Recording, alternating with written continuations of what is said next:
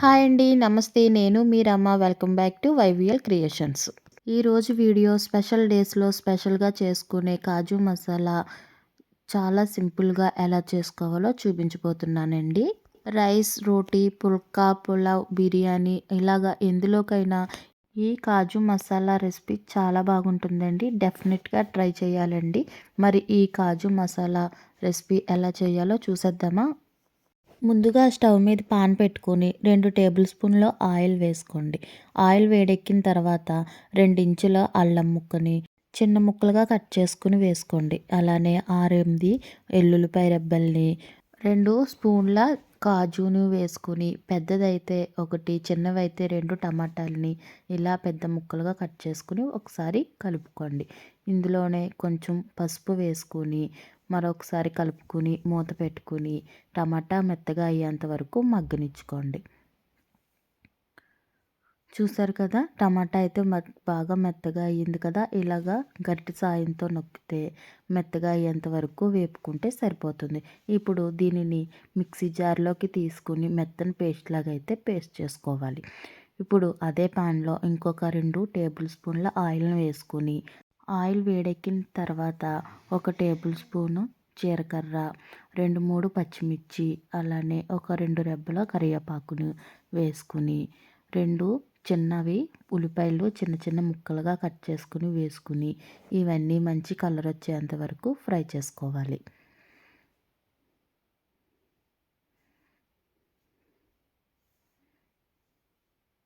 చూడండి, ఆనియన్స్ బాగా ఫ్రై అయ్యి మంచి కలర్ వచ్చినాయి కదండి. ఇప్పుడు ఇందులోకి మనం ముందుగా పేస్ట్ చేసుకున్న టమాటా పేస్ట్ని అయితే వేసుకోవాలి. మిక్సీ జార్కి కొంచెం పేస్ట్ అంటుకుని ఉందని కొంచెం వాటర్ని వేసుకుని తలుచుకుని అయితే వేసేసుకున్నాను. ఈ పేస్ట్ మొత్తం బాగా కలిసేలాగా ఒకసారి ఫ్రై చేసుకోవాలి.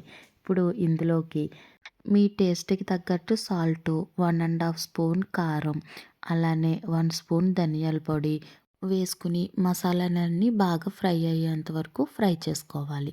ఈ టమాటా పేస్ట్ నుంచి ఆయిల్ పైకి తేలేంత వరకు బాగా ఫ్రై చేసుకోవాలి.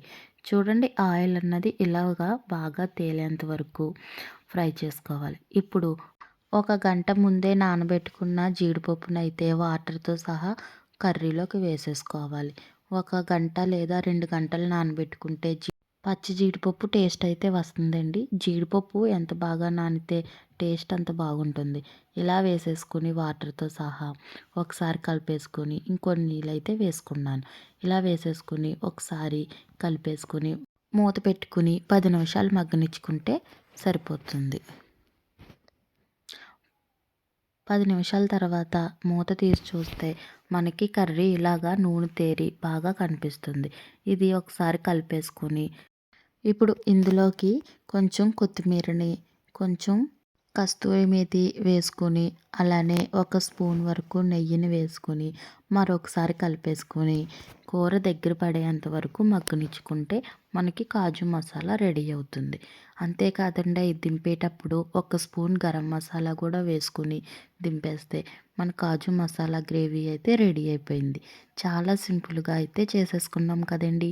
నేను చేసిన విధానం, నేను చేసిన రెసిపీ మీకు నచ్చితే ఒక లైక్ కొట్టి మీ ఫ్రెండ్స్కి, రిలేటివ్స్కి షేర్ చేయండి. అంతేకాకుండా నా ఛానల్ని సబ్స్క్రైబ్ చేసుకోకపోతే ప్లీజ్ సబ్స్క్రైబ్ చేసుకోండి. మరిన్ని మంచి మంచి వీడియోస్తో మళ్ళీ కలుద్దాం. థ్యాంక్ యూ ఫర్ వాచింగ్ అండి.